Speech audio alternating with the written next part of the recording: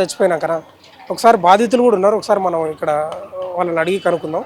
Right, తీవ్రంగా గాయపడిన రమేష్ వాళ్ళ భార్య మన దగ్గర ఉన్నారు. అమ్మ, ఈ ప్రమాదం ఎప్పుడు జరిగిందమ్మా, మీకు ఎప్పుడు తెలిసింది? నిన్న 4 గంటలకు జరిగింది. ఇక్కడే ఉన్నాం, అందరం కలిసే పని చేసుకుంటున్నాము. నలుగురు మేస్త్రీలు పని చేస్తున్నారు. మీరు కూడా ఉన్నారు అప్పుడు? మేము చేస్తున్నాం. మరి మా హస్బెండ్ ఉన్నారు కదా, ఆయనతో పాటు నేను ఉన్నా. నాతో పాటు నలుగురు మేస్త్రీలు, వాళ్ళ హస్బెండ్స్, మా వైఫ్సే ఉన్నారు. బయట వాళ్ళు ఎవరూ లేరు.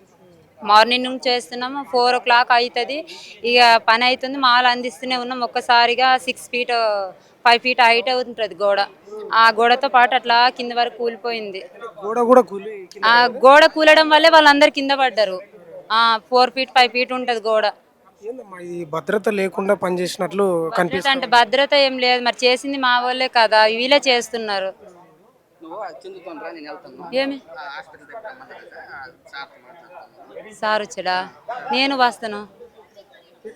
ఇప్పుడు ఎట్లుందమ్మా మీ భర్త కండిషన్? భర్త ప్రాణాలకైతే ఏ ప్రమాదం లేదని అన్నారు. క్రిటికల్ సీరియస్ మాత్రం క్రిటికల్ గానే ఉన్నది. 2 నిమిషాలు, ఒకటే నిమిషం.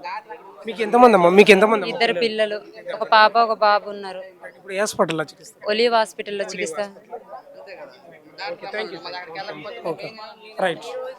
రమేష్ వాళ్ళ అమ్మ, మీరు న్యాయం చేయడానికి ఇప్పుడు ఇదంతా పబ్లిక్ లో పోతుంది, ముఖ్యమంత్రి పబ్లిక్ వెళ్తుంది కదా సార్. మంత్రుల దగ్గర పోతుంది. ఇంతమంది ఇప్పుడు కాదు, ఇంతమంది తీసుకున్నారు కదా మా కాడ.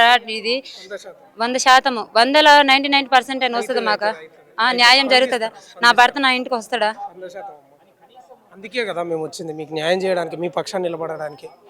రమేష్ వాళ్ళ భార్య మాట్లాడుతూ ఉంది. ఒలివో హాస్పిటల్లో చికిత్స పొందుతున్నారంట. ప్రాణానికి ప్రమాదం ఏం లేదని చెప్తున్నారు, కానీ ఆయనకి మళ్ళీ సాధారణ వ్యక్తిగా ఉండే అవకాశం లేదని భార్య చెప్తుంది.